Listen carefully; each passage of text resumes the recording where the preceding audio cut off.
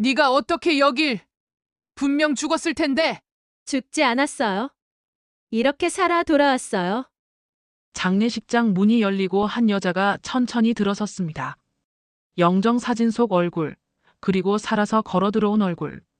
똑같은 사람이었습니다. 며느리를 죽이려고 했던 시어머니는 너무 놀라 뒤로 자빠졌습니다. 어머님, 제 장례식인데 왜 제가 없어요? 이야기 시작 전에 구독과 좋아요 해주시고 어디서 보고 계신지 댓글로 남겨주시면 반갑게 인사드리겠습니다. 새벽 3시 하윤의 원룸에서 비명소리가 터져 나왔습니다. 28살 하윤은 갑작스러운 복통에 바닥을 구르고 있었습니다. 오른쪽 아랫배가 칼로 찌르는 듯 아팠습니다. 식은땀이 이마를 타고 흘러내렸습니다. 으윽 아파. 하윤은 떨리는 손으로 휴대폰을 집어들었습니다. 119를 눌러야 한다는 생각은 들었지만 손가락이 움직이지 않았습니다. 보호자 연락처를 물어볼 텐데 뭐라고 대답해야 할까요? 그 생각에 잠시 망설였습니다. 결국 옆집 아주머니가 비명을 듣고 신고를 했습니다.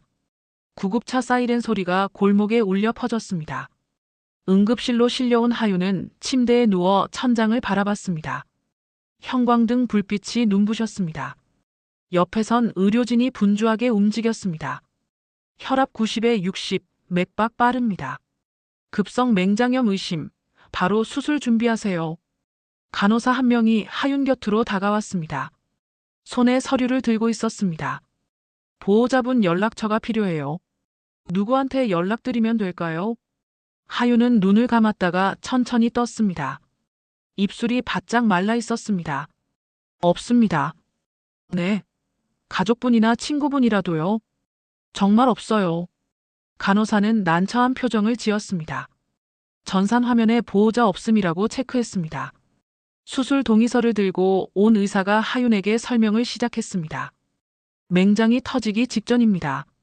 지금 바로 수술해야 해요. 네, 알겠습니다. 보호자 서명이 필요한데요. 하윤은 떨리는 손으로 직접 펜을 잡았습니다. 보호자 서명란에 자기 이름을 적으려다 손이 미끄러졌습니다. 펜이 바닥에 떨어졌습니다. 응급수술은 진행됐지만 문제가 생겼습니다. 입원 보증금 때문에 병실 배정이 안 됐습니다. 수술을 마친 하윤은 복도 침대에 누워 있어야 했습니다. 보증금 확인되면 병실로 옮겨드릴게요. 간호사들이 복도에서 수군거리는 소리가 들렸습니다. 또 혼자 온 환자네. 요즘 이런 분들 많아요. 안 됐지만 어쩌겠어요. 옆 병실에서 환자 가족들이 웃으며 이야기하는 소리가 들려왔습니다. 누군가는 과일을 깎아주고 누군가는 물을 따라주고 있었습니다. 하윤은 천천히 눈을 감았습니다. 그때였습니다. 복도 저쪽에서 급한 발소리가 들렸습니다. 하윤 씨, 서하윤 씨 어디 계세요?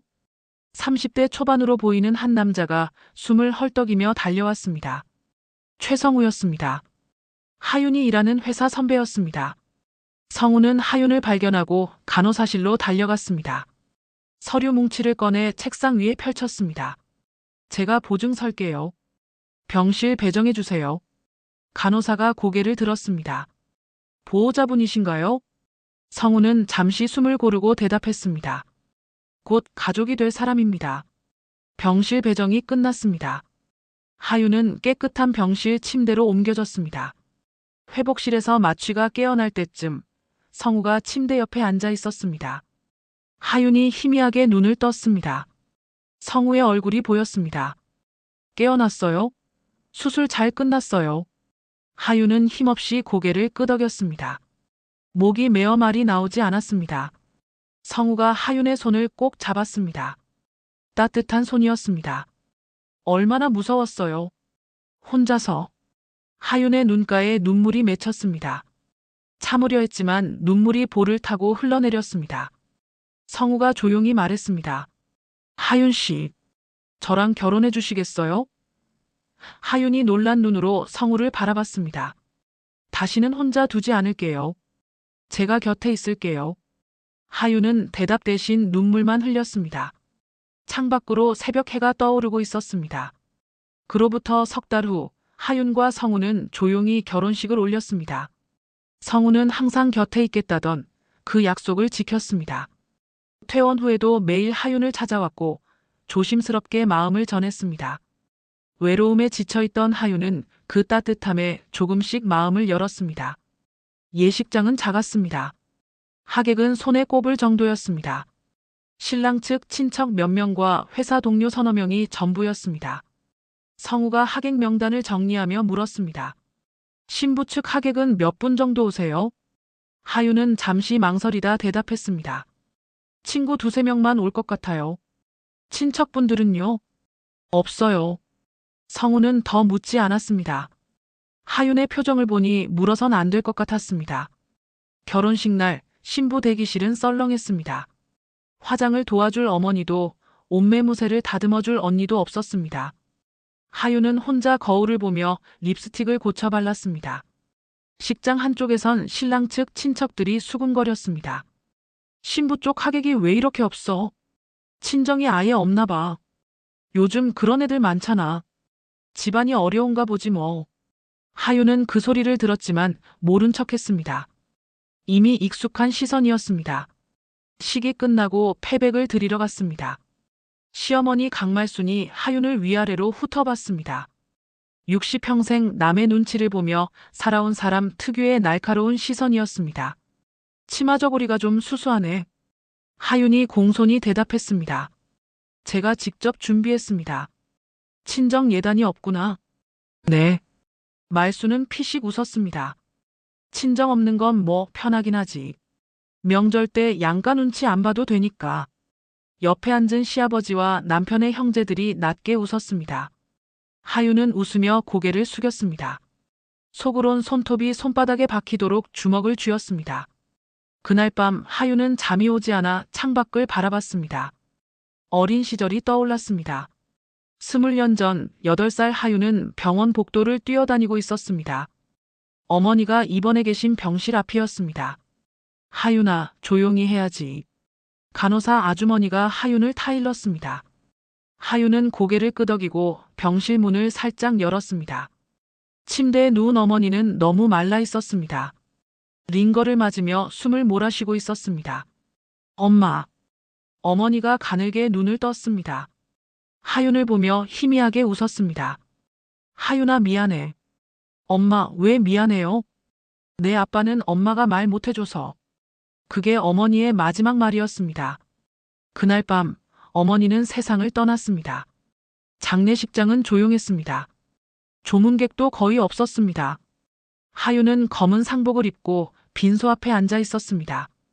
장례식이 끝난 후 장례식장 밖 주차장에서 한 남자가 하윤을 기다리고 있었습니다.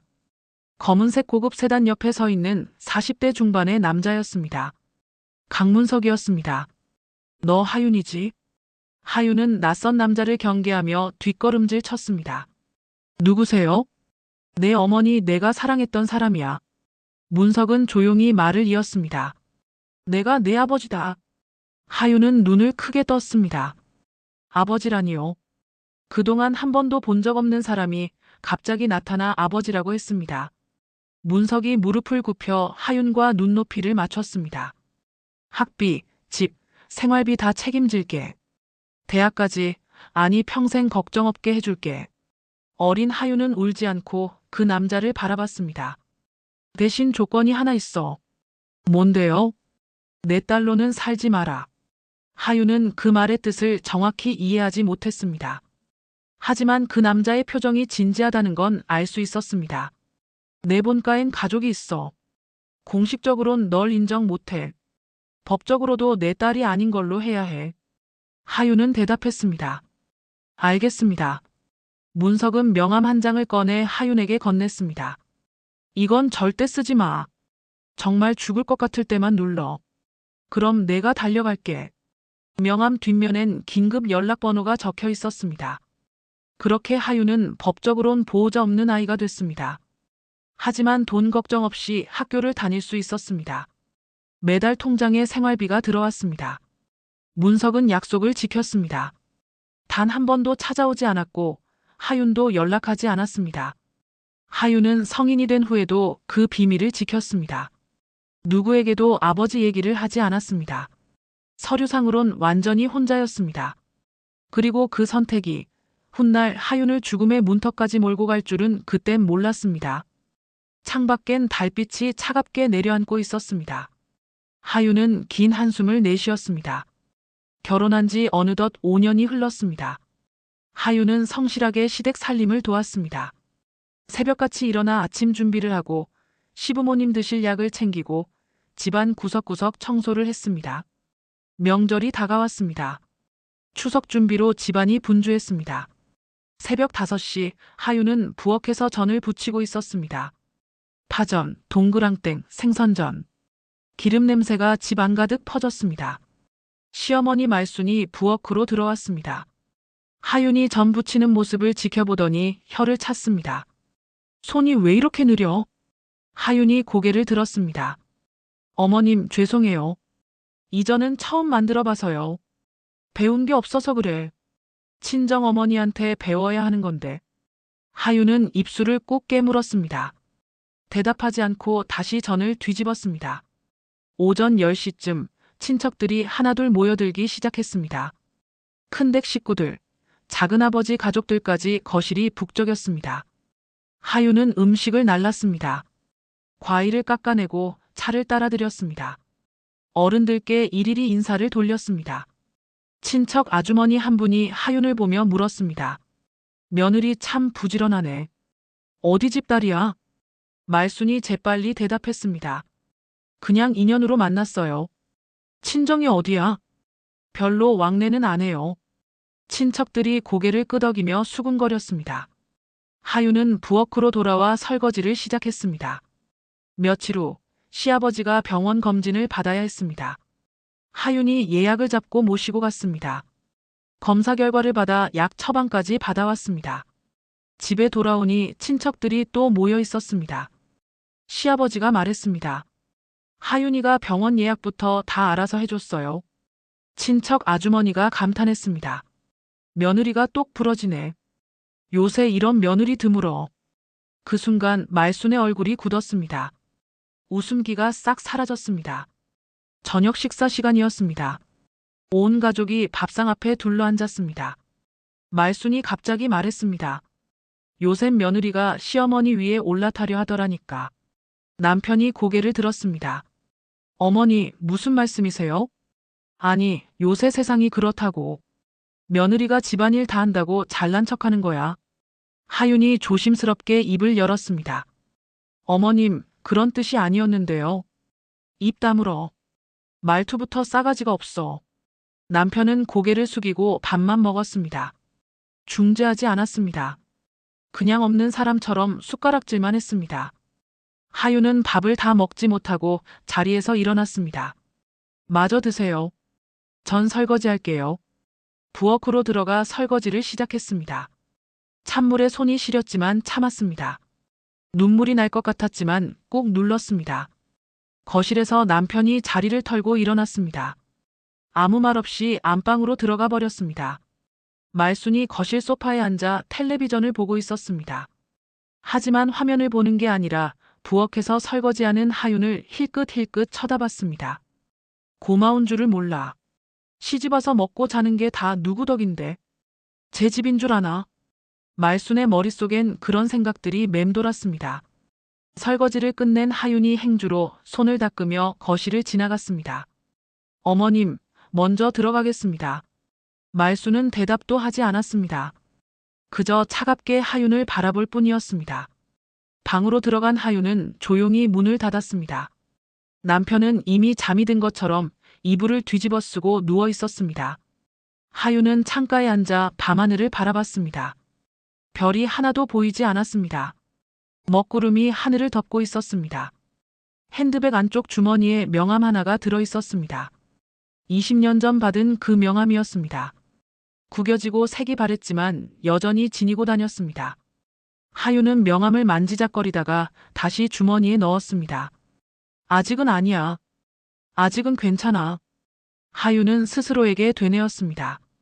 하지만 가슴 한쪽이 답답했습니다. 거실에선 말순이 여전히 소파에 앉아 있었습니다. 텔레비전 소리만 희미하게 들렸습니다. 말순의 눈빛은 점점 차갑게 식어가고 있었습니다. 그날 밤 하윤은 잠을 이루지 못했습니다. 천장을 바라보며 뒤척이다 새벽이 되어서야 잠들었습니다. 그리고 며칠 후 집안에 더 큰 문제가 터지기 시작했습니다. 그 문제는 시아버지의 사업에서 시작됐습니다.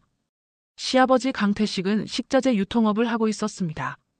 10년 넘게 운영해온 사업이었습니다. 큰 식당들과 거래처가 많았고 나름 안정적이었습니다. 하지만 어느 날부터 거래처에서 연락이 뚝 끊기기 시작했습니다. 시아버지가 휴대폰을 들고 전화를 걸었습니다. 여보세요, 사장님. 저번에 주문하신 물건 배송 일정 잡으려고 하는데요. 상대방이 뭐라고 말했는지 시아버지 얼굴이 굳어졌습니다. 아니, 갑자기 왜 거래를 끊으신다는 겁니까? 10년을 거래했는데. 전화가 끊겼습니다. 시아버지는 한참 동안 휴대폰을 들고 멍하니 서 있었습니다. 일주일 후 우편함에 등기 우편이 쌓이기 시작했습니다. 어음부도 통지서였습니다. 시아버지가 봉투를 뜯어보고는 의자에 털썩 주저앉았습니다. 이게 대체 무슨... 말순이 옆에서 봉투를 낚아채듯 가져갔습니다. 부도라니, 어떻게 된 거예요? 거래처가 다 끊겼어. 대금도 못 받고. 그날 밤 시아버지는 술을 마시고 들어왔습니다. 비틀거리며 현관문을 열었습니다. 이게 같은 세상에. 말순이 황급히 달려나왔습니다. 여보, 취했어요. 어서 들어와요. 시아버지가 거실 탁자를 발로 찼습니다.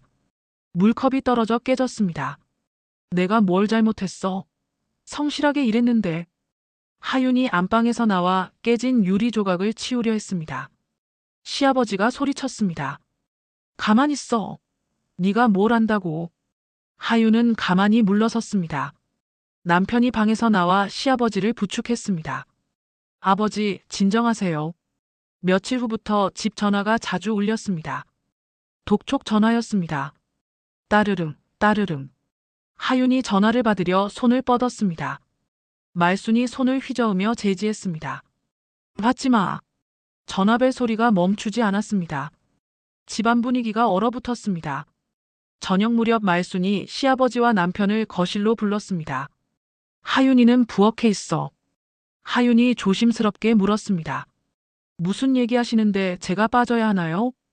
말순이 차갑게 대답했습니다. 애는 빼고 얘기할 거야. 하윤은 할 수 없이 부엌으로 들어갔습니다. 거실 문이 닫혔습니다. 안에서 말순의 목소리가 새어나왔습니다. 은행 대출은 얼마나 남았어요? 시아버지가 한숨을 쉬었습니다. 3억 아니 4억 정도. 집이라도 팔아야 하는 거 아니에요? 집까지 팔면 우린 어디 가서 살아? 하윤은 부엌에서 숨을 죽이고 귀를 기울였습니다. 가슴이 답답했습니다. 회의가 끝난 후 남편이 방으로 들어왔습니다. 하윤이 물었습니다. 여보, 무슨 일인지 나한테 말해줄 수 있어요? 남편은 하윤의 눈을 피하며 말했습니다. 당신은 몰라도 돼. 제가 도울 수 있는 게 있으면. 도울 게 없어. 남편은 이불을 뒤집어 쓰고 돌아 누웠습니다. 하윤은 더 이상 묻지 못했습니다. 며칠 후 낯선 사람이 집을 방문했습니다. 부동산 중개인이었습니다. 집 구조가 괜찮네요. 이 평수면 시세가 얼마 정도 될 거예요? 말순이 중개인과 조용히 이야기를 나눴습니다. 하윤은 멀찍이 서서 그 모습을 지켜봤습니다. 중개인이 돌아간 후 말순이 하윤을 보며 중얼거렸습니다. 애군이 들어온 것 같아. 하윤이 고개를 들었습니다. 네. 네가 시집 온 뒤로 집안이 왜 이 모양인지 모르겠네. 하윤의 가슴이 철렁 내려앉았습니다. 어머님, 그건 저랑 상관없는 일 아닌가요? 말순이 버럭 소리를 질렀습니다. 입 닥쳐. 네가 뭔데 말대꾸야. 제가 잘못한 게 뭔지 모르겠어요. 잘못이 없으면 집안이 이 지경이 됐겠어. 친정 배경도 없는 주제에. 하윤은 더 이상 아무 말도 하지 않았습니다. 말해봤자 소용없다는 걸 알았습니다. 그날 밤 말순과 시아버지가 침실에서 나눈 대화를 하윤은 듣지 못했습니다. 말순이 이불을 덮으며 조용히 말했습니다. 이 집 살 길은 하나밖에 없어요. 시아버지가 돌아 누우며 물었습니다. 무슨 소리야? 말순은 천장을 바라보며 대답했습니다. 방법이 있어요. 곧 말해줄게요. 시아버지는 더 묻지 않았습니다. 어둠 속에서 두 사람의 숨소리만 들렸습니다. 그리고 며칠 후 말수는 혼자 어디론가 외출을 했습니다. 누구를 만나러 가는지 말하지 않았습니다. 하윤은 그날 저녁 설거지를 하다 문득 불길한 예감이 들었습니다. 가슴 한쪽이 서늘했습니다. 창밖엔 비가 내리기 시작했습니다. 빗소리가 점점 거세졌습니다. 그날 오후 말수는 집 근처 카페로 향했습니다. 카페 구석자리에 한 여자가 앉아 있었습니다. 40대 중반쯤 되어 보이는 여자였습니다. 깔끔한 정장 차림에 서류 가방을 옆에 두고 있었습니다. 말순이 자리에 앉아 여자가 명함을 건넸습니다. 안녕하세요. 프라임 보험 김미경 부장입니다. 말순은 명함을 받아 가방에 넣었습니다. 전화로 말씀드린 그 건으로 왔어요. 보험 설계사 김미경이 서류를 펼쳤습니다. 고객님 며느님 명의로 되어 있는 보험 내역입니다. 서류엔 하윤의 이름이 적혀 있었습니다. 가입 날짜, 보험료, 보장 내역이 빼곡하게 인쇄되어 있었습니다. 말순이 서류를 꼼꼼히 살펴봤습니다. 손가락으로 숫자를 짚어가며 읽었습니다. 김미경이 설명을 이었습니다. 종합보험이라 보장 범위가 넓습니다.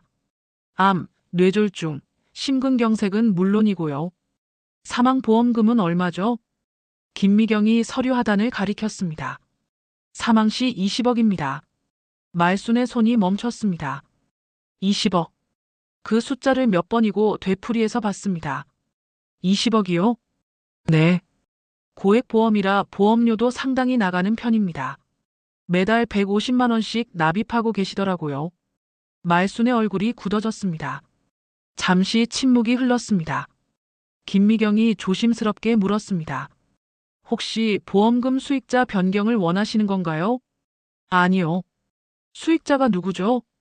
배우자분으로 되어 있습니다. 아드님 성함으로요. 말수는 잠시 생각에 잠겼습니다. 커피잔을 들었다 내려놓았습니다. 우리 아들 괜찮은 애예요. 김미경이 고개를 끄덕였습니다. 다른 문의 사항 있으시면 언제든 연락 주세요. 네. 그럼 이만. 말수는 서류를 가방에 넣고 자리에서 일어났습니다. 카페를 나서면서도 계속 그 숫자가 머릿속을 맴돌았습니다. 20억. 집으로 돌아오는 길, 말수는 멍하니 걸었습니다. 신호등이 바뀌었는데도 건너지 못하고 서 있었습니다. 집에 도착했을 때 하윤이 청소를 하고 있었습니다. 걸레로 거실 바닥을 닦고 있었습니다. 어머님 다녀오셨어요? 말수는 대답하지 않았습니다. 그저 하윤을 멍하니 바라봤습니다. 하윤이 걸레질을 멈추고 고개를 들었습니다. 어머님, 어디 불편하세요? 아니. 말수는 방으로 들어가 문을 닫았습니다. 침대에 앉아 가방에서 서류를 꺼냈습니다. 다시 한번 숫자를 확인했습니다. 사망보험금 20억 원. 말수는 서류를 천천히 접어 서랍 깊숙한 곳에 넣었습니다. 며칠 후 말수는 또다시 외출을 했습니다. 이번엔 동사무소였습니다. 민원 창구에서 말순이 신분증을 내밀었습니다. 며느리 가족관계 증명서 떼려고요. 직원이 컴퓨터를 두드렸습니다. 성함이 어떻게 되세요? 서하윤이요. 잠시 후 프린터에서 서류가 출력됐습니다. 직원이 서류를 건네주었습니다. 말수는 서류를 받아 밖으로 나왔습니다. 계단에 앉아 서류를 펼쳤습니다. 부 공란, 모 공란, 본인 서하윤. 말순의 눈이 공란이라는 글자에 고정됐습니다. 친권자도 없고 후견인도 없었습니다. 정말 아무도 없네. 말수는 서류를 가방에 넣고 일어났습니다. 표정엔 아무런 변화가 없었습니다. 집으로 돌아와 말수는 하윤을 유심히 관찰하기 시작했습니다. 하윤이 저녁 준비를 하고 있을 때 말순이 부엌으로 들어왔습니다. 하윤아, 친구들이랑은 자주 만나니? 하윤이 고개를 들었습니다. 아니요. 요새 바빠서 잘 못 만나요. 연락은 하고. 가끔요. 말수는 조용히 나갔습니다. 그날 밤 말수는 하윤의 휴대폰을 확인하려 했습니다. 하윤이 샤워하는 사이 거실 소파에 놓인 휴대폰을 집어들었습니다. 화면을 켰지만 잠금이 걸려 있었습니다. 몇 번 비밀번호를 눌러봤지만 풀리지 않았습니다. 하윤이 샤워를 마치고 나왔습니다. 말수는 황급히 휴대폰을 소파에 내려놓았습니다. 어머님, 뭐 찾으세요? 아니, 리모컨 찾다가. 며칠 후 말수는 시아버지와 단둘이 외출했습니다. 차 안에서 말순이 입을 열었습니다. 하윤이 보험 알아요? 시아버지가 핸들을 잡은 채 대답했습니다. 응. 성우가 결혼하면서 들어줬다고 했지. 사망보험금이 얼마인지 알아요? 몰라. 그런 거 신경 안 써봤어. 말순이 조용히 말했습니다. 20억이에요. 시아버지의 손이 핸들 위에서 굳었습니다. 차가 잠깐 흔들렸습니다. 뭐라고? 20억. 사망하면 받는 돈이요. 시아버지는 아무 말도 하지 않았습니다. 말순도 더 이상 말하지 않았습니다. 차 안엔 무거운 침묵만 흘렀습니다. 그날 저녁 말순은 남편에게 전화를 걸었습니다. 차 안에 혼자 앉아서였습니다. 여보, 왜 그래? 하윤이 말이에요. 완전히 혼자예요. 그건 알잖아. 친정이 없다고 했으니까. 아니, 정말 아무도 없어요. 친구도 거의 없고 연락하는 사람도 없어요. 시아버지가 한숨을 쉬었습니다. 그래서 그의 보험금이 20억이에요. 전화 너머로 시아버지의 숨소리가 들렸습니다. 거칠게 숨을 내쉬는 소리였습니다. 당신 무슨 생각하는 거야? 말수는 잠시 침묵했습니다. 차창 밖을 바라보며 천천히 말했습니다. 이 집 살릴 수 있어요. 무슨 소리야 설마. 다른 방법 있어요? 빚만 4억이에요. 집 팔아도 모자라요. 시아버지의 목소리가 떨렸습니다. 그건 안 돼. 사람을. 말순이 목소리를 낮췄습니다. 당신도 알잖아요. 우린 막다른 길이에요. 그래도 그건 뒤가 없는 애예요. 친정도 친구도 아무도 없어요. 완전히 혼자라고요. 전화가 끊겼습니다. 말수는 휴대폰을 내려다봤습니다. 화면엔 통화 종료 표시만 떠 있었습니다. 말수는 차에서 내려 집으로 들어갔습니다. 거실엔 하윤이 텔레비전을 보고 있었습니다. 어머님, 저녁 드셨어요? 응. 말수는 하윤을 한참 동안 바라봤습니다. 하윤은 그 시선을 느끼지 못한 채 화면만 보고 있었습니다. 그날 밤 말수는 잠이 오지 않았습니다. 천장을 바라보며 뒤척였습니다. 20억. 그 돈이면 빚을 다 갚을 수 있습니다. 집도 지킬 수 있습니다. 아들도 새 출발을 할 수 있습니다. 말수는 눈을 감았습니다. 하지만 머릿속엔 계속 숫자가 떠올랐습니다. 며칠 후 말수는 다시 보험 설계사를 만났습니다. 이번엔 시아버지도 함께였습니다. 카페 구석자리에서 김미경이 서류를 펼쳤습니다. 보험금 청구는 사망 진단서가 있으면 가능합니다. 말순이 물었습니다. 사고사도 가능한가요? 네. 단 경찰 조사 결과와 부검 결과가 필요할 수 있습니다. 시아버지가 불편한 표정으로 자리를 옮겼습니다. 여보, 우리 그만 가요. 말순이 남편의 손을 잡았습니다. 잠깐만요. 조금만 더 들어봐요. 김미경이 계속 설명했습니다. 다만 고의 사망이나 보험 사기로 판명되면 보험금이 지급되지 않습니다. 그리고 형사 처벌을 받게 되고요. 말수는 침착하게 대답했습니다. 당연하죠. 회의가 끝나고 집으로 돌아오는 차 안, 시아버지가 말했습니다. 여보, 이거 진짜 하려는 거야? 말수는 창밖을 보며 대답했습니다. 방법이 없잖아요. 그래도 이건 당신이 다른 방법 찾아봐요. 4억 빚 갚을 방법 있으면 말해봐요. 시아버지는 입을 다물었습니다. 집에 도착했을 때 하윤이 현관에서 신발을 신고 있었습니다. 어머님, 아버님 다녀오셨어요? 저 마트 좀 다녀올게요. 응. 다녀와. 하윤이 나가고 집엔 말순과 시아버지만 남았습니다. 말순이 가방에서 서류를 꺼냈습니다. 보험 증서와 가족관계 증명서였습니다. 시아버지가 서류를 보며 한숨을 쉬었습니다.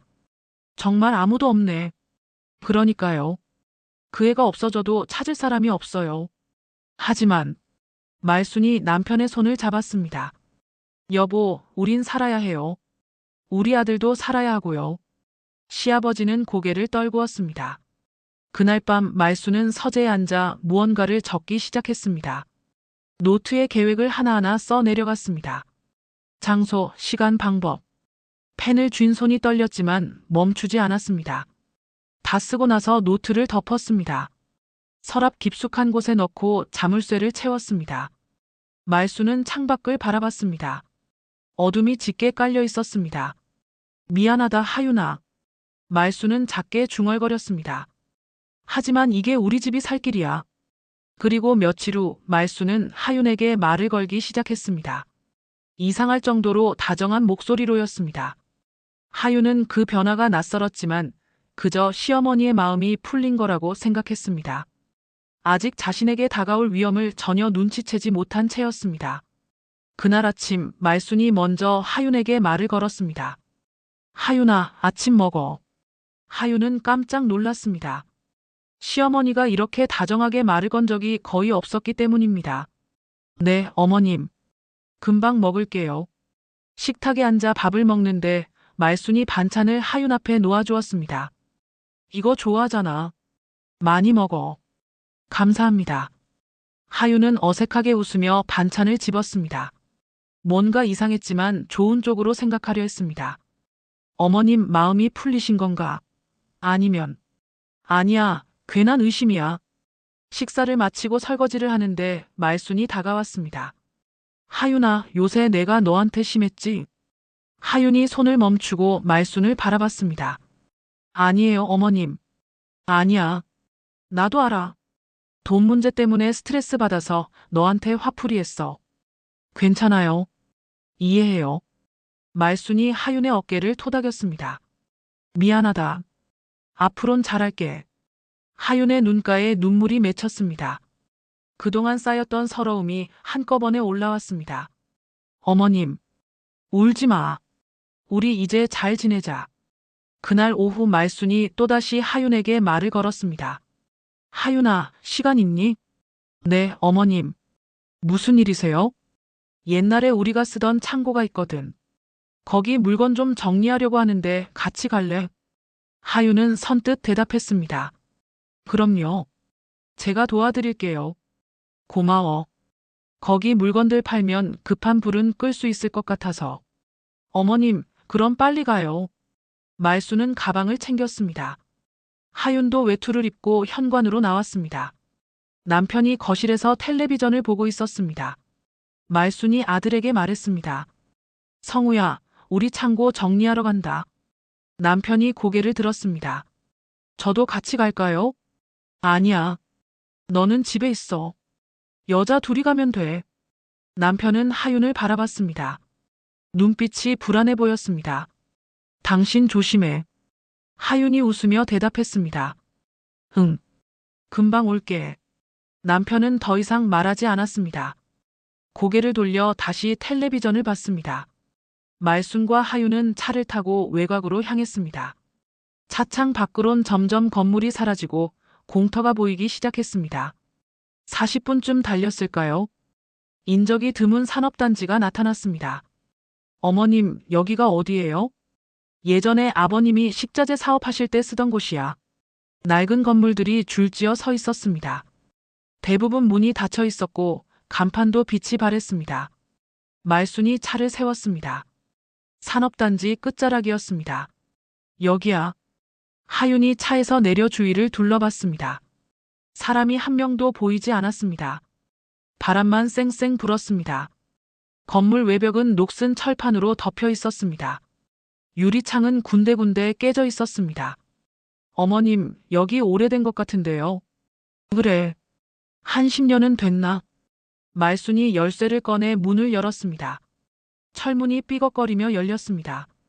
안으로 들어가니 냉기가 느껴졌습니다. 냉동 창고였습니다. 여기가 냉동 창고예요? 응. 예전엔 여기서 냉동식품 보관했어. 창고 안은 어두웠습니다. 말순이 스위치를 올렸습니다. 형광등 몇 개가 깜빡거리며 켜졌습니다. 창고는 생각보다 넓었습니다. 천장이 높았고 안쪽엔 큰 냉동실 문이 보였습니다. 와, 정말 크네요. 그치? 옛날엔 여기가 꽤 컸어. 말순이 창고를 둘러보며 말했습니다. 저기 보이는 게 냉동실이야. 거기 안에 물건들이 좀 있을 거야. 하윤이 냉동실 쪽으로 걸어갔습니다. 무거운 철문이 달려 있었습니다. 어머님, 이 안에 뭐가 있어요? 박스며 뭐며 여러 가지 있을 거야. 한번 들어가서 확인해 보자. 그때 말순이 벽에 붙은 상자를 가리켰습니다. 저기 CCTV 있었는데 고장난 지 오래야. 하윤이 고개를 들어 확인했습니다. 정말 CCTV가 있었지만 선이 끊어져 있었습니다. 나중에 고쳐야겠네요. 근데 요새 아무도 안 오니까 필요 없긴 해. 말순이 냉동실 문 옆 패널을 만졌습니다. 냉동기가 작동되나 확인 좀 해봐. 하윤이 스위치를 올렸습니다. 웅웅 소리가 났습니다. 어머님, 작동되는 것 같아요. 그래, 다행이네. 아직 쓸만하구나. 말순이 냉동실 문을 열었습니다. 두꺼운 철문이 천천히 열렸습니다. 안에서 차가운 공기가 흘러나왔습니다. 안에 들어가서 박스 좀 확인해봐. 하윤이 조금 망설였습니다. 어머님도 같이 들어가시죠. 아니야. 나는 여기서 문 잡고 있을게. 혹시 다칠까봐. 하윤은 안으로 들어갔습니다. 휴대폰 손전등을 켰습니다. 냉동실 안은 생각보다 넓었습니다. 벽엔 성에가 껴 있었고 바닥은 미끄러웠습니다. 어머님, 안쪽에 박스가 좀 보여요. 그래, 가져올 수 있겠어? 하윤이 안쪽으로 걸어 들어갔습니다. 손전등 불빛이 어둠 속을 비췄습니다. 박스 몇 개가 구석에 쌓여 있었습니다. 오래된 것들이었습니다. 어머님, 이거 다 오래된 거예요. 쓸만한 게 있을까요? 밖에서 말순의 목소리가 들렸습니다. 일단 확인이나 해봐. 하윤이 박스를 열어보려 할 때였습니다. 쾅! 무거운 소리와 함께 문이 닫혔습니다. 하윤이 깜짝 놀라 뒤돌아봤습니다. 어머님, 대답이 없었습니다. 어머님, 문이 닫혔어요. 하윤이 급히 문 쪽으로 달려갔습니다. 손잡이를 잡아당겼습니다. 움직이지 않았습니다. 어머님, 문 좀 열어주세요. 밖에서 말순의 목소리가 희미하게 들렸습니다. 하윤아. 네. 어머님, 문이 안 열려요. 미안해. 하윤의 심장이 쿵쾅거렸습니다. 뭔가 이상했습니다. 어머님, 무슨 말씀이세요? 말순의 목소리가 계속 들렸습니다. 청소하다가 실종됐다고 하면 딱 좋지. 하윤의 온몸이 얼어붙었습니다. 어머님, 지금 무슨... 너 혼자잖아. 찾을 사람도 없고. 하윤이 문을 세게 두드렸습니다. 어머님, 농담이시죠? 문 열어주세요. 20억이면 이 집 살 수 있어. 하윤의 머릿속이 하얘졌습니다. 20억. 보험금. 어머님, 제발 문 열어주세요. 밖에서 발소리가 들렸습니다. 점점 멀어지는 소리였습니다. 어머님, 어머님. 하윤이 문을 미친 듯이 두드렸습니다. 하지만 문은 꿈쩍도 하지 않았습니다. 그때 냉동기 소리가 더 커졌습니다. 온도가 내려가기 시작했습니다. 하윤은 그제야 깨달았습니다. 이게 사고가 아니라는 걸. 계획된 일이라는 걸. 손이 떨렸습니다. 숨이 가빠졌습니다. 안 돼, 이럴 순 없어. 하윤은 주머니에서 휴대폰을 꺼냈습니다. 화면을 켰습니다. 신호가 잡히지 않았습니다. 제발 제발. 119를 눌러봤지만 연결되지 않았습니다. 냉동실 벽이 두꺼워 전파가 차단됐습니다. 온도계를 보니 영하로 내려가고 있었습니다. 영하 5도, 영하 10도. 하윤의 입김이 하얗게 나왔습니다. 손끝이 시려왔습니다. 이대로 죽는 건가? 하윤은 바닥에 주저앉았습니다. 눈물이 흘러내렸습니다. 그때 문득 20년 전이 떠올랐습니다. 장례식장에서 받은 명함. 아버지가 건넨 그 명함. 정말 죽을 것 같을 때만 눌러. 하윤은 떨리는 손으로 가방을 뒤졌습니다. 지갑 안쪽 비밀 주머니를 열었습니다. 낡고 구겨진 명함이 나왔습니다. 뒷면엔 긴급 연락번호가 적혀 있었습니다. 하윤은 휴대폰 설정을 열었습니다. 숨겨둔 긴급 전송 앱이 있었습니다. 20년 동안 한 번도 쓴 적 없는 앱이었습니다. 손가락이 굳어가고 있었습니다. 감각이 사라지고 있었습니다. 제발 제발. 하윤은 온 힘을 다해 앱을 실행했습니다. 녹음 버튼을 눌렀습니다. 떨리는 목소리로 말했습니다. 아빠, 나를 죽이려 해. 숨이 턱까지 차올랐습니다. 냉동창고 식자재단지 도와줘. 위치 정보 전송 버튼을 눌렀습니다. 전송 중이라는 표시가 떴습니다. 휴대폰이 손에서 미끄러져 떨어졌습니다. 하윤은 그것을 다시 집을 힘도 없었습니다. 온몸이 떨렸습니다. 추위가 뼛속까지 파고들었습니다. 하윤은 벽에 기댄 채 눈을 감았습니다. 약속 지켰죠. 의식이 흐려졌습니다. 냉동기 웅웅거리는 소리만 귓가에 맴돌았습니다. 그리고 하윤은 천천히 어둠 속으로 빠져들었습니다. 창고 밖에선 말순이 차에 올라타고 있었습니다. 시동을 걸었습니다. 룸미러로 창고를 한번 돌아봤습니다. 표정엔 아무런 감정도 없었습니다. 차가 천천히 움직이기 시작했습니다. 산업단지를 빠져나가는 내내 말순은 한 번도 뒤를 돌아보지 않았습니다. 그렇게 하윤은 냉동 창고에 홀로 남겨졌습니다. 그 시각 서울 강남의 한 고층 빌딩. 회장실에서 강문석이 서류를 검토하고 있었습니다. 65살 백발이 성성한 남자였습니다. 하지만 눈빛만큼은 여전히 날카로웠습니다. 비서가 노크를 하고 들어왔습니다. 회장님, 오후 3시 미팅 준비됐습니다. 알았네. 문석이 안경을 벗어 책상 위에 놓았습니다. 그때 주머니에서 휴대폰이 진동했습니다. 특별한 진동이었습니다. 20년 동안 단 한 번도 울린 적 없는 알림이었습니다. 문석의 손이 멈췄습니다. 천천히 휴대폰을 꺼내 화면을 봤습니다. 긴급 메시지 수신. 문석의 얼굴이 굳었습니다. 메시지를 열었습니다. 음성 파일이 첨부되어 있었습니다. 재생 버튼을 눌렀습니다. 아빠, 나를 죽이려 해. 하윤의 떨리는 목소리였습니다. 냉동창고 식자재단지 도와줘. 음성이 끊겼습니다. 위치 정보가 함께 전송되어 있었습니다. 문석이 자리에서 벌떡 일어났습니다. 미팅 취소하게. 지금 당장. 비서가 놀라 물었습니다. 회장님, 무슨 일이십니까? 헬기 준비해. 1분 안에. 네. 헬기요? 문석이 재킷을 집어들며 소리쳤습니다. 지금 당장이라고. 비서가 황급히 전화를 걸었습니다. 문석은 휴대폰으로 또 다른 번호에 전화를 걸었습니다. 나야. 냉동 설비 전문가 긴급 호출해. 산업용 냉동고 문 여는 사람. 지금요. 냉동 설비 전문가 긴급 호출해. 산업용 냉동고 문 여는 사람. 지금요. 최대한 빠르게 경기도 파주 식자재단지로 보내. 주소는 문자로 보낼 거야. 헬기든 뭐든 동원해서. 전화를 끊고 문석은 엘리베이터로 달려갔습니다.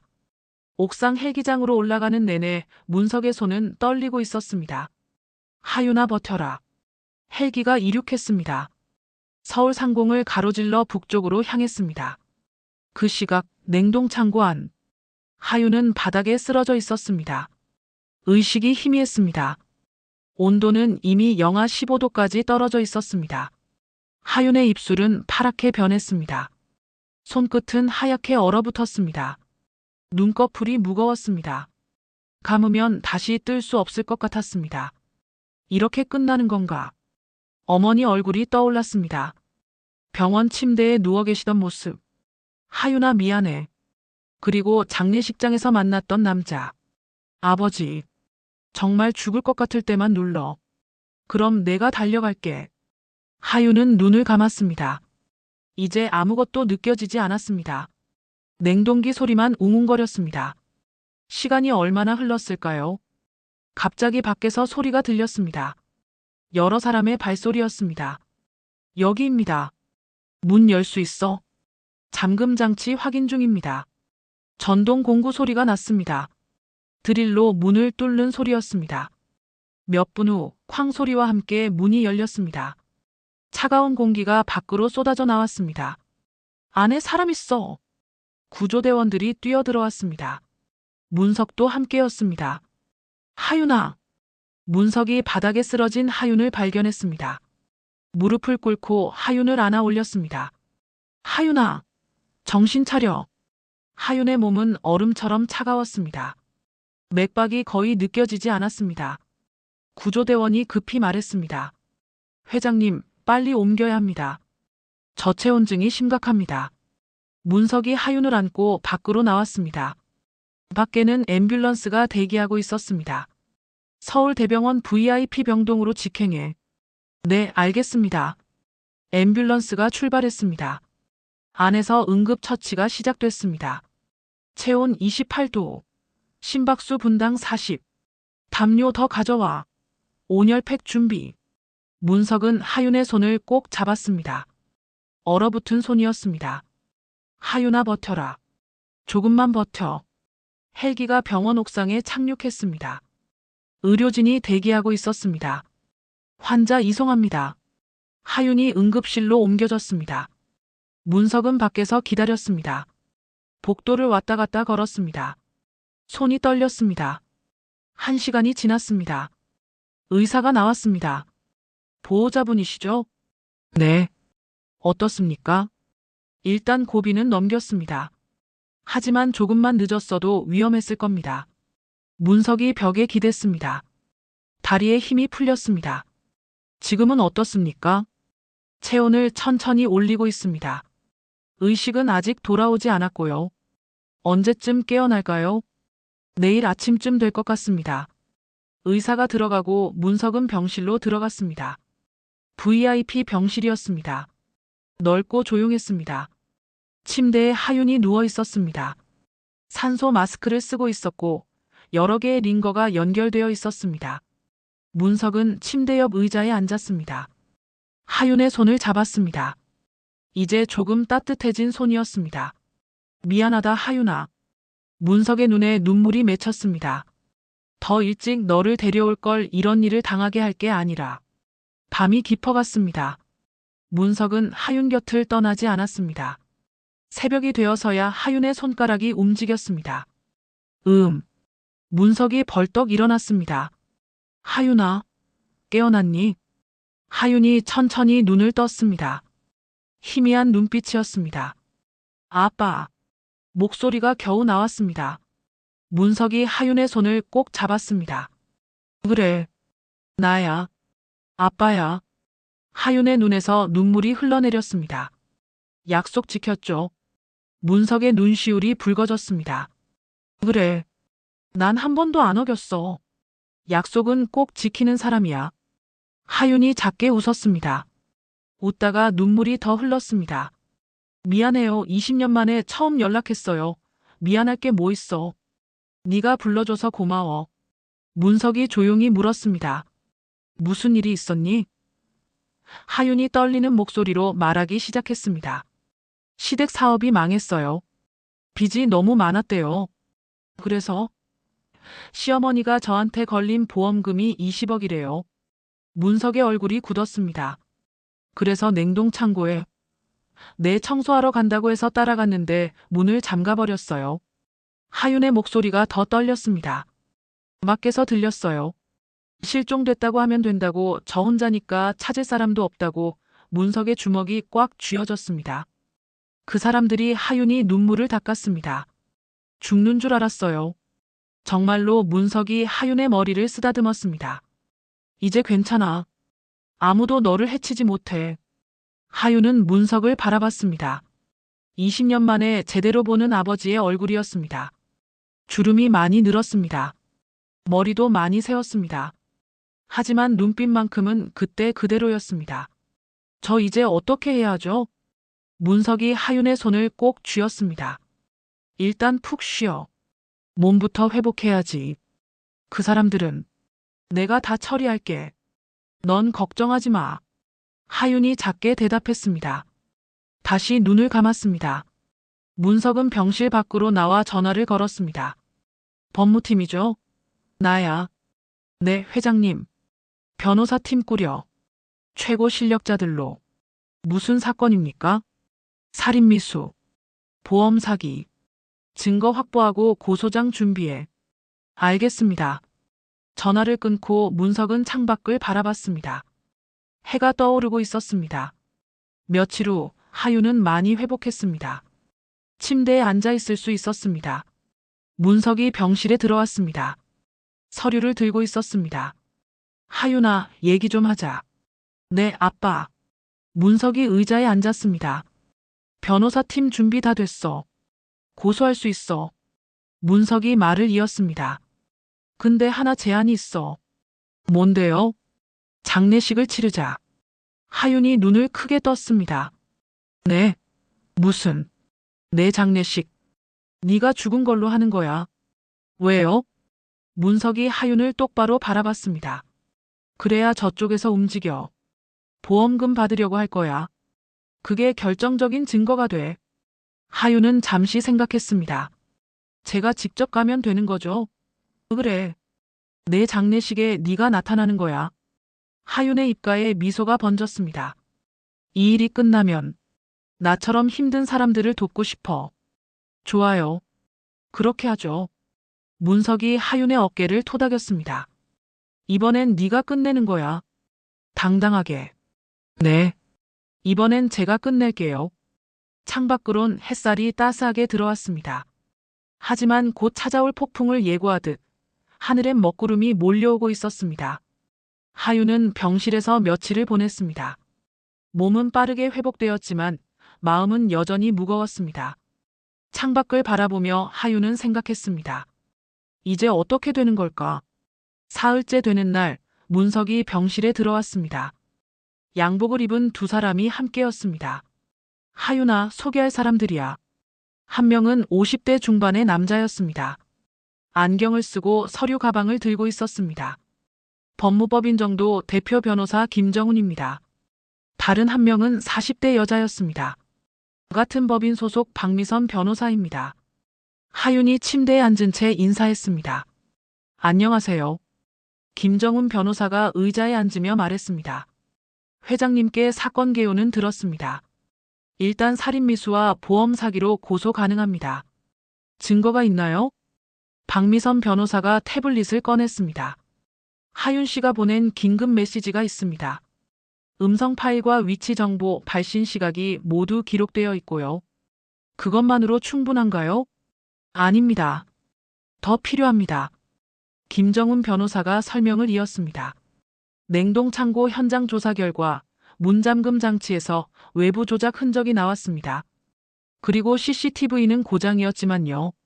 그럼 어떻게? 문석이 끼어들었습니다. 주변 도로 CCTV를 확보했어. 시어머니 차량이 그날 그 시간에 창고에 갔다가 혼자 나온 게 찍혔어. 하윤이 고개를 끄덕였습니다. 박미선 변호사가 말했습니다. 하지만 결정적인 증거가 하나 더 필요합니다. 뭔가요? 보험금을 청구하는 행위입니다. 그게 살인 동기를 명확히 입증하거든요. 하윤이 문석을 바라봤습니다. 문석이 조용히 말했습니다. 그래서 제안한 거야. 내 장례식. 김정훈 변호사가 고개를 끄덕였습니다. 하윤 씨가 사망한 것으로 하면 시댁에서 보험금 청구를 할 겁니다. 그 순간이 결정적 증거가 되는 거죠. 하지만 제 죽음을 어떻게 만들죠? 김정훈 변호사가 설명을 이었습니다. 냉동창고 현장 조사 결과 문잠금 장치에서 외부 조작 흔적이 나왔습니다. 그리고 저희가 경찰에 증거를 먼저 제출했습니다. 하윤 씨의 긴급 신호, 위치 정보, 구조 당시 상황까지요. 실종 신고가 들어오면 수색 후 사망 추정으로 처리할 겁니다. 하윤은 잠시 생각했습니다. 제가 장례식장에 가면 되는 거죠? 네. 그때 경찰이 동행합니다. 현장에서 체포하는 겁니다. 하윤이 결심한 듯 말했습니다. 알겠어요. 그렇게 하죠. 회의가 끝나고 변호사들이 나갔습니다. 문석과 하윤만 남았습니다. 하윤이 조용히 물었습니다. 아빠, 이거 끝나면 전 어떻게 되는 거예요? 문석이 하윤의 손을 잡았습니다. 그건 네가 선택해. 네가 원하는 대로 살면 돼. 저 이제 딸로 살아도 돼요? 문석의 눈시울이 붉어졌습니다. 당연하지. 진작 그랬어야 했어. 이틀 후 계획이 실행되었습니다. 시댁에서는 말순이 경찰서에 실종 신고를 했습니다. 며느리가 사흘 전부터 연락이 안 돼요. 경찰이 신고서를 작성하며 물었습니다. 마지막으로 본 게 언제죠? 창고 정리하러 같이 나갔다가 제가 먼저 나왔는데 안 따라오더라고요. 어떤 창고인데요? 말순이 주소를 알려줬습니다. 경찰이 적었습니다. 거기 가보셨어요? 네, 다시 갔는데 아무도 없었어요. 차도 없고. 알겠습니다. 수색 들어가겠습니다. 경찰이 냉동 창고에 도착했습니다. 이미 문석 측에서 연락을 받은 경찰이었습니다. 창고를 조사했습니다. 냉동실 문을 열었습니다. 안엔 아무도 없었습니다. 하지만 바닥에 하윤의 휴대폰 케이스가 떨어져 있었습니다. 경찰이 증거물로 수거했습니다. 주변 수색 계속하겠습니다. 며칠간 수색이 이어졌습니다. 하지만 시신은 발견되지 않았습니다. 경찰이 말순에게 연락했습니다. 수색했지만 발견하지 못했습니다. 그럼 우리 며느리가 추운 냉동 창고였고 며칠이 지났습니다. 생존 가능성은? 말순이 전화를 끊었습니다. 시아버지가 옆에서 물었습니다. 뭐래? 못 찾았대. 아마 죽었을 거래. 시아버지가 고개를 떨구었습니다. 정말 이렇게 되는구나. 며칠 후 말순은 장례식을 준비했습니다. 작은 장례식장을 예약했습니다. 영정 사진만 놓인 빈소였습니다. 남편 성우가 물었습니다. 어머니, 시신도 없는데 장례식을 해도 되는 건가요? 그래도 치러야지. 며느리인데. 성우는 아무 말도 하지 못했습니다. 눈빛만 흔들렸습니다. 장례식장 준비가 끝났습니다. 빈소 앞에 하윤의 사진이 놓였습니다. 말순이 사진을 보며 중얼거렸습니다. 미안하다, 하윤아, 하지만 어쩔 수 없었어. 그날 밤 말순은 보험 설계사에게 전화를 걸었습니다. 저 김미경 부장님이시죠? 네. 무슨 일이세요? 며느리가 사망했어요. 전화 너머로 침묵이 흘렀습니다. 언제요? 일주일 전에 실종됐고 경찰이 사망 추정했어요. 사망 진단서는요? 시신을 못 찾아서 실종으로 처리됐어요. 김미경이 조심스럽게 말했습니다. 그럼 보험금 청구가 시간이 좀 걸릴 수 있습니다. 얼마나요? 실종의 경우 보통 몇 개월. 빨리 할 방법 없나요? 김미경이 한숨을 쉬었습니다. 일단 서류 준비하세요. 실종 신고 확인서, 경찰 조사 기록, 그리고 알겠어요. 최대한 빨리 준비할게요. 전화를 끊고 말순은 시아버지를 불렀습니다. 여보, 서류 준비해야 해요. 그래야 하나? 빚 갚아야죠. 20억 들어오면 다 해결돼요. 시아버지는 대답하지 않았습니다. 그날 밤 병원 VIP 병실. 하윤이 창밖을 바라보고 있었습니다. 문석이 들어왔습니다. 장례식 날짜 잡혔어. 언제예요? 모레. 그날 네가 가면 돼. 문석이 물었습니다. 무섭지 않니? 무섭죠. 하지만 해야죠. 문석이 하윤의 어깨를 토닥였습니다. 내가 함께 있을게. 걱정 마. 고마워요, 아빠. 이틀 후 장례식 당일 아침. 하윤은 빨간 정장을 입었습니다. 죽음이 아닌 생명의 색이었습니다. 거울을 보며 머리를 정돈했습니다. 손이 떨렸습니다. 심장이 빠르게 뛰었습니다. 문석이 다가왔습니다. 준비됐니? 네. 경찰이 밖에서 대기하고 있어. 우리가 신호 보내면 들어올 거야. 알겠어요. 차가 장례식장으로 향했습니다. 하윤은 뒷좌석에서 창밖을 바라봤습니다. 익숙한 풍경이 스쳐 지나갔습니다. 하지만 모든 게 낯설게 느껴졌습니다. 장례식장 앞에 도착했습니다. 하윤이 차에서 내렸습니다. 깊게 숨을 들이쉬었습니다. 이제 끝을 내자. 문석이 하윤의 손을 잡았습니다. 괜찮아. 네가 해낼 수 있어. 하윤이 심호흡을 했습니다. 그리고 천천히 장례식장 문을 향해 걸어갔습니다. 안에선 말순의 목소리가 들렸습니다. 이제 곧 끝나요. 보험금만 들어오면. 하윤의 손이 문손잡이를 잡았습니다. 천천히 문을 열었습니다. 삐걱. 문이 열리는 소리가 조용한 빈소에 울려 퍼졌습니다. 말순이 뒤를 돌아봤습니다. 그리고 그 순간 말순의 얼굴이 하얗게 굳어졌습니다. 문이 천천히 열렸습니다. 하윤이 빈소 안으로 걸어 들어왔습니다. 빨간 정장을 입은 하윤의 모습이 촛불빛에 비쳤습니다. 말순은 그 자리에 얼어붙었습니다. 손에 들고 있던 물컵이 바닥에 떨어져 깨졌습니다. 어떡해. 하윤은 침착하게 빈소 안으로 들어왔습니다. 자신의 영정 사진 앞에 섰습니다. 영정 속 하윤이 웃고 있었습니다. 그리고 살아있는 하윤도 그 앞에 서 있었습니다. 어머님, 제 장례식인데 제가 왜 없어요? 말순이 뒷걸음질 쳤습니다. 벽에 등이 닿았습니다. 네가 분명 죽었을. 하윤이 고개를 천천히 저었습니다. 죽지 않았어요. 살아 돌아왔어요. 옆방에서 자고 있던 성우가 소리를 듣고 뛰어나왔습니다. 무슨 일이? 성우는 하윤을 보고 그 자리에 멈춰 섰습니다. 하윤이, 당신 오랜만이에요. 성우의 얼굴이 창백해졌습니다. 어떻게 당신 죽은 거 아니었어? 하윤이 성우를 바라봤습니다. 차갑게 식은 눈빛이었습니다. 당신도 알았죠? 어머니가 뭘 하려는지. 성우가 고개를 저었습니다. 나는 몰랐어. 거짓말. 당신 눈빛 봤어요. 그날 우리 나갈 때. 성우는 대답하지 못했습니다. 고개를 떨구었습니다. 말순이 정신을 차리고 소리쳤습니다. 네가 어떻게 살아서 나왔어? 냉동 창고에 분명히. 하윤이 말순을 똑바로 바라봤습니다. 어머님, 냉동은 잘 되더라고요. 말순의 얼굴이 일그러졌습니다. 네가 어떻게 감히? 감히요? 저를 죽이려 한 분이 그런 말씀하시면 안 되죠. 그때 빈소 밖에서 발소리가 들렸습니다. 여러 명이었습니다. 경찰관 4명이 들어왔습니다. 양복을 입은 검사도 함께였습니다. 강말순 씨 맞으시죠? 말순이 경찰을 보고 뒷걸음질 쳤습니다. 당신들은 누구야? 서부경찰서 형사입니다. 살인미수 혐의로 체포하겠습니다. 경찰관 1명이 수갑을 꺼냈습니다.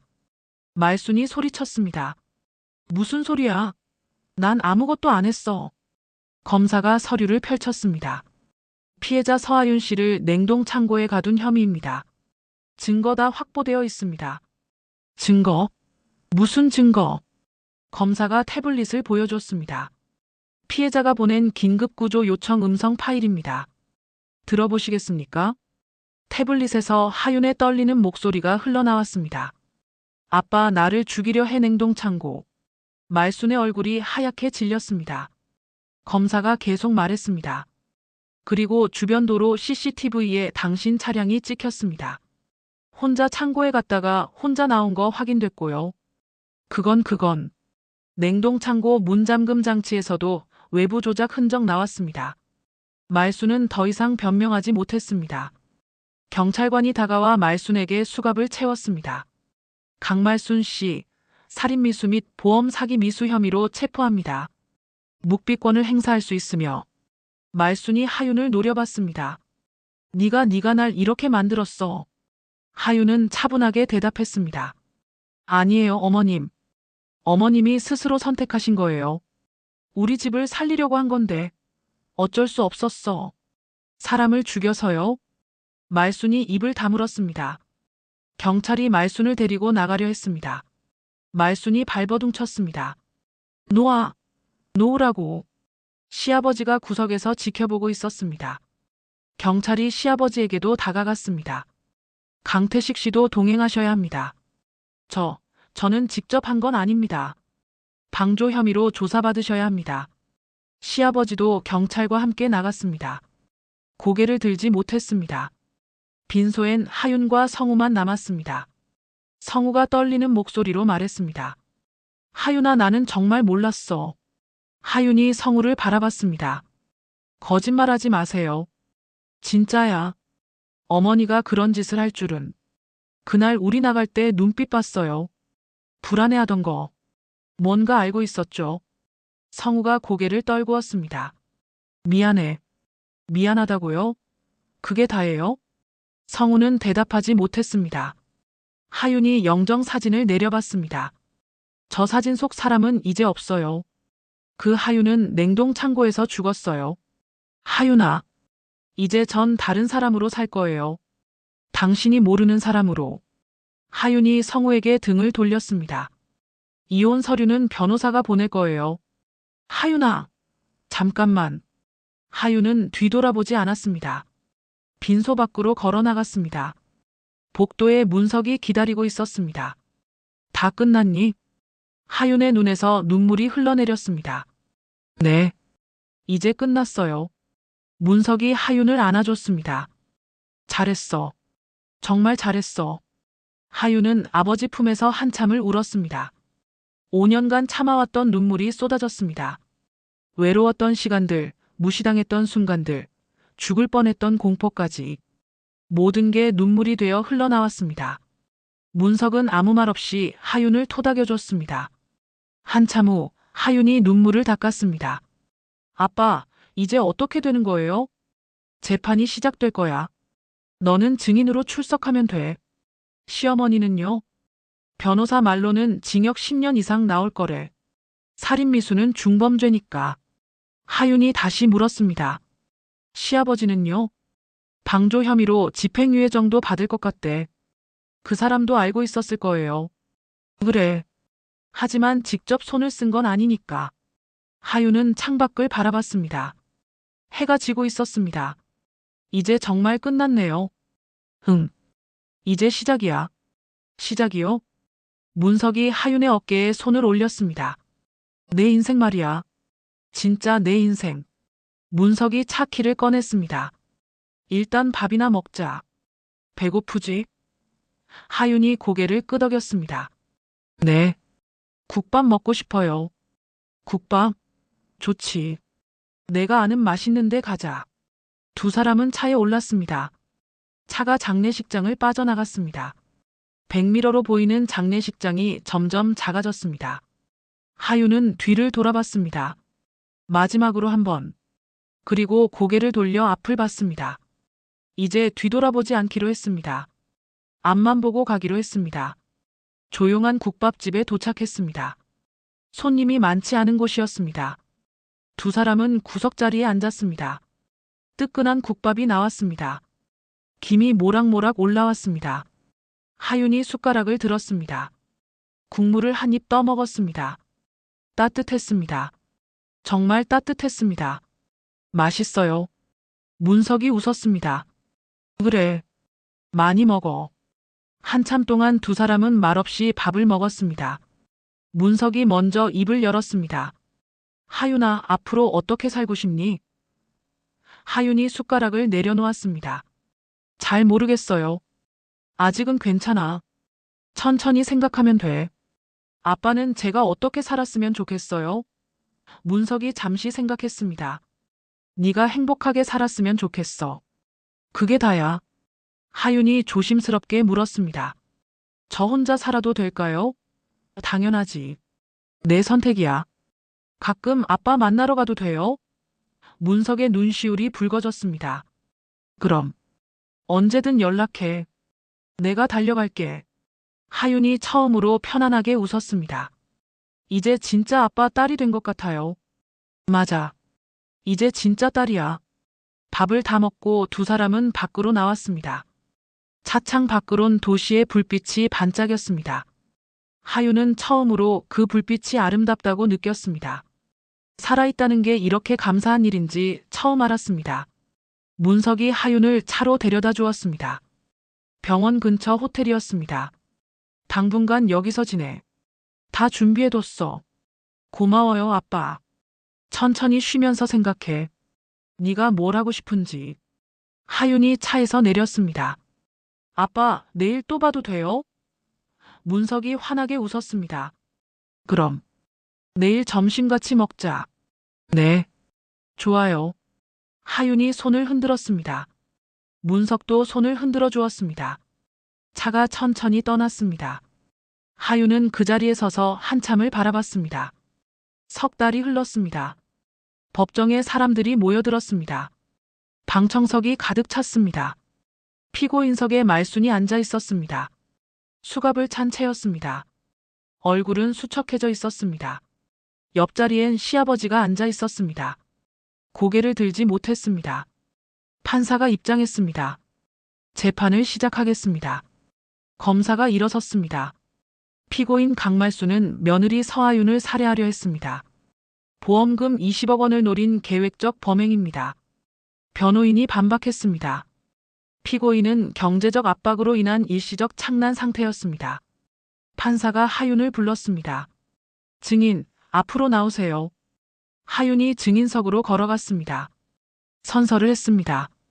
양심에 따라 사실만을 말하겠습니다. 검사가 질문했습니다.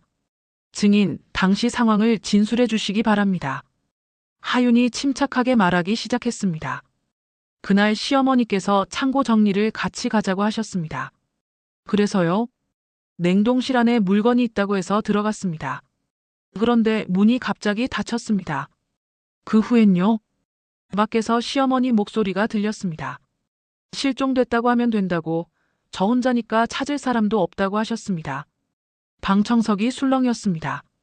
검사가 증거물을 제시했습니다. 이것이 증인이 보낸 긴급구조 요청입니다. 재생하겠습니다. 스피커에서 하윤의 떨리는 목소리가 흘러나왔습니다. 아빠, 나를 죽이려 해. 냉동창고 도와줘. 방청석에서 한숨 소리가 새어나왔습니다. 말순은 고개를 떨구고 있었습니다. 판사가 말순에게 물었습니다. 피고인, 할 말 있습니까? 말순이 천천히 고개를 들었습니다. 눈가가 젖어 있었습니다. 죄송합니다. 정말 죄송합니다. 피해자에게 하실 말씀은요? 말순이 하윤을 바라봤습니다. 하윤아, 미안해. 하윤은 말순을 똑바로 바라봤습니다.